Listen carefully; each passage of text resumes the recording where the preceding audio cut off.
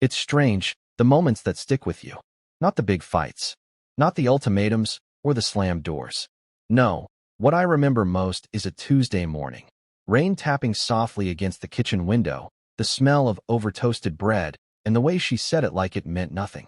You'll never find anyone better than me, you know. She didn't even look up from her phone. Just said it between sips of lukewarm coffee, like she was talking about the weather. I laughed at the time, not because it was funny, but because I didn't know what else to do. I thought we were just bickering. I thought marriage had those kinds of sharp little jabs. I didn't realize it was her telling me the truth. And maybe she was right. Maybe there was no one better. Because the person who was better was already in my life. I just didn't see it yet. But back then, I was still trying to save us. Still cooking her favorite pasta on Fridays. Still watching those moody dramas she loved. Still carrying the bags, the groceries, the unspoken weight of someone who knew something was slipping but couldn't name it. We weren't always like that. I met her at a conference in Denver. She worked marketing. I was doing freelance web dev back then. She had this laugh that could cut through a room, eyes that dared you to underestimate her.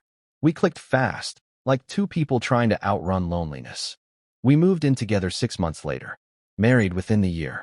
In the beginning, she used to tuck notes in my laptop bag. Proud of you. You got this. Don't forget we're on the same team. I kept them for a while, folded them into my wallet like charms. But they stopped showing up around year 3. Right about the time her job changed. Right about the time she did too. There was a new boss, more travel, late nights. She started working out more, then dressing different. Not bad different, just polished, distant. At first I told myself it was stress, that she was under pressure and I had to be patient. But patience turned into silence, and silence into something heavier. I remember one night she came home from a trip to L.A., dropped her bag, and looked at me like I was furniture. Sat on the couch, ordered food without asking if I was hungry. She didn't even ask how I was. Just scrolled on her phone while I tried to tell her my uncle had passed. I'll come to the funeral if you want, she said, still scrolling. That was when I first noticed it. How love doesn't die in fire, but in frost. And yet I stayed. Not because I was weak. Because I still believed we could find our way back. That the woman who used to dance barefoot in our living room at midnight still lived in there somewhere. I believed in the promises we made. But promises, I've learned, don't matter much when only one person remembers them. The cracks widened slowly. A dinner where she forgot my promotion. A vacation she bailed on last minute. A look she gave me once when I was trying to make her laugh, like I was embarrassing her. And then came him. Not right away.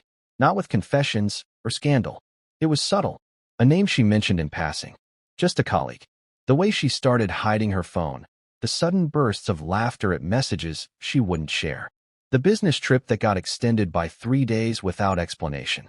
I didn't accuse. I asked. Gently. Her response was sharper than the truth. God, you're so insecure.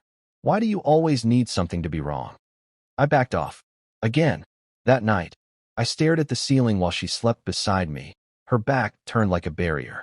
I remember thinking, this is what it feels like to be alone next to someone. I started writing again. I hadn't done that in years. Just small entries in a notebook I kept in the drawer. Observations. Questions.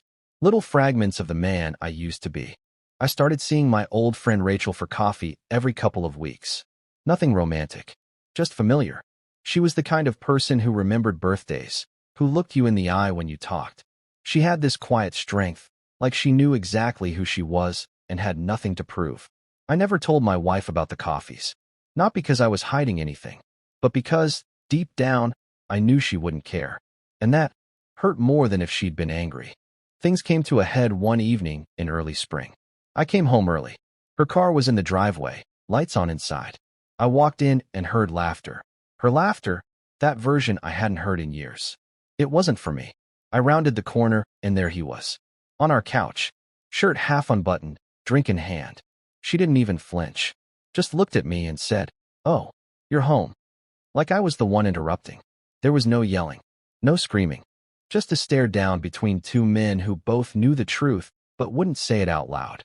He stood, left without a word. She didn't follow him. Instead, she sat back down, crossed her legs, and said something I'll never forget. "This is who I am now. If you can't keep up, that's not my fault." I didn't say anything. Not right then. I just turned, walked upstairs, and started packing a bag. She didn't stop me, didn't ask where I was going. But as I walked out the door, suitcase in hand, she called after me. "You'll never find anyone better than me." I didn't look back. Not then. Not yet. I moved into a short-term rental 2 cities over. One of those furnished apartments with bland art on the walls and a couch that looked better than it felt. The kind of place that whispered temporary with every creaky step on the hardwood floor. I didn't tell anyone at first. Just disappeared. My phone buzzed for the first few days, mostly from mutual friends, a couple of her cousins. She didn't call. Not once. And maybe that was its own answer. I sat in that apartment at night, the silence louder than her absence, and wondered how long I'd been living beside a stranger. Rachel called the third night. I hadn't told her what happened, not really. But she could hear it in my voice when I answered. "Are you okay?" she asked softly. I paused, then said something I hadn't said out loud yet. "I think it's over." She didn't say "I told you so." Didn't offer cliches. Just said, "You want company?" She showed up with Thai food and a bottle of red. No expectations, no judgment. We ate on the floor like we were in college again. Talked about everything except my marriage. And when she left, I stood in the doorway and realized I'd smiled for the first time in weeks. The thing about Rachel is, she always saw me, even when I was too wrapped up in someone else to see myself.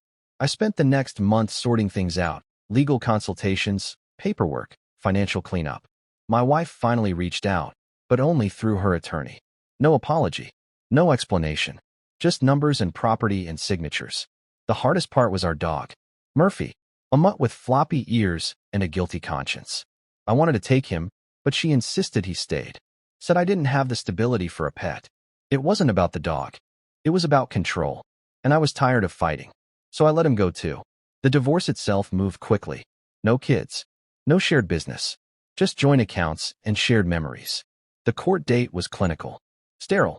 We sat on opposite ends of the bench, not looking at each other. Just two people finalizing the undoing of vows spoken in a garden 6 years earlier. When the judge declared us legally divorced, she stood first, smoothed her blazer, gave me a glance like she was reading a headline that no longer interested her. "Good luck," she said, with that same smugness I remembered from the kitchen that rainy Tuesday. Then she added it again, like a final twist of the knife. "You'll never find anyone better." And maybe once, that would have gutted me. Maybe once, I would have chased her into the parking lot, tried to reason, to fix, to hold on to something dead just because I was afraid to be alone. But not this time. Because by then, I'd already found better. Not someone who made me feel small. Not someone who weaponized love like a bargaining chip. No. Better looked like a quiet Sunday morning, walking beside Rachel at the farmer's market, coffee in hand, her laugh spilling out when I pointed out a guy selling pickles who looked suspiciously like her ex. Better was her checking in when no one else did. Listening without fixing. Giving space without vanishing. It wasn't flashy or dramatic. It didn't need to be. We weren't dating, not officially. But something was building, slow, steady, safe. Something I hadn't known I needed until the noise of my old life fell away. One evening, about 2 months post-divorce, I got a call from a number I didn't recognize. I almost didn't pick up, but something told me to. It was her. My ex. She didn't lead with hello. Just jumped in. "Is it true?" she asked. "Are you seeing Rachel?" I leaned against the railing of my apartment balcony, stared out at the city lights, and exhaled. "We've been spending time together." A beat of silence. Then, wow. I didn't respond. There was nothing else to say, but she kept going. "She's not better than me. She's boring. Predictable. You'll get tired of her." There it was again, that familiar tone. The need to be the best thing I'd ever known. Even if she didn't want me, she wanted to matter more than anyone who came after. "She's kind," I said. That shut her up. For a second. "I hope you're happy," she finally said, voice clipped. "Even if it's a downgrade." I almost laughed. But instead, I just said, "I am. And maybe you were right. Maybe I'd never find anyone better." I paused, because I already had. And then I hung up. It was a crisp October afternoon when I saw her again. I hadn't planned it. I was just walking out of a small bookstore, the kind Rachel and I loved wandering through on weekends, when I caught a glimpse of her across the street. My ex-wife, standing beside a boutique window, half glancing at her phone, half watching her reflection like she wasn't sure she liked what she saw. I hadn't seen her since the day we signed the papers. She hadn't changed much. Still dressed like every sidewalk was a runway. Still walked like she owned the air around her. But something in her posture, just slightly hunched, shoulders tight, looked like someone trying to hold herself together. I could have kept walking. I almost did. But she looked up, saw me, and her face shifted. Shock first, then something harder to place. Not regret, not longing, more like disbelief. Like she'd seen a ghost who'd found peace. Rachel came out of the bookstore a second later, smiling. She reached for my hand without hesitation. Natural, easy, and I let her.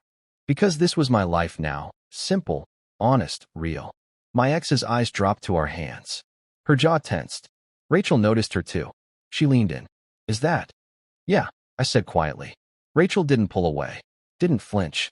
She just squeezed my hand gently, grounding me, like she always did. We crossed the street, not avoiding her, not seeking her, just moving forward. But as we passed, my ex stepped forward, her voice a little too loud. Hey. I stopped. Rachel held back, giving us space. I appreciated that. My ex looked me up and down. I could tell she was trying to figure out what was different. The truth? Nothing radical. I'd just stopped shrinking to fit someone else's comfort. You look, well, she said, eyes narrowing slightly, like wellness was some sort of betrayal. Thanks, I replied. I am. She hesitated. Then, so you and Rachel? I nodded. Yeah, it's good. A silence stretched between us, one she didn't know how to fill. I didn't think she was your type, she finally said. I smiled at that. She wasn't. Not back then. And now? I looked over at Rachel, hair pulled back, eyes kind even from 10 feet away. She smiled when our eyes met. Now I realized she always was. That hit her harder than anything else I could have said. I saw it in the flicker of her eyelids, the stiffening of her mouth. You know, she started. When I said you'd never find anyone better, I didn't mean. I know what you meant, I interrupted. Gently, not angry, just done. She looked like she wanted to argue, or cry, or both. But she just stood there, stuck in a silence of her own making.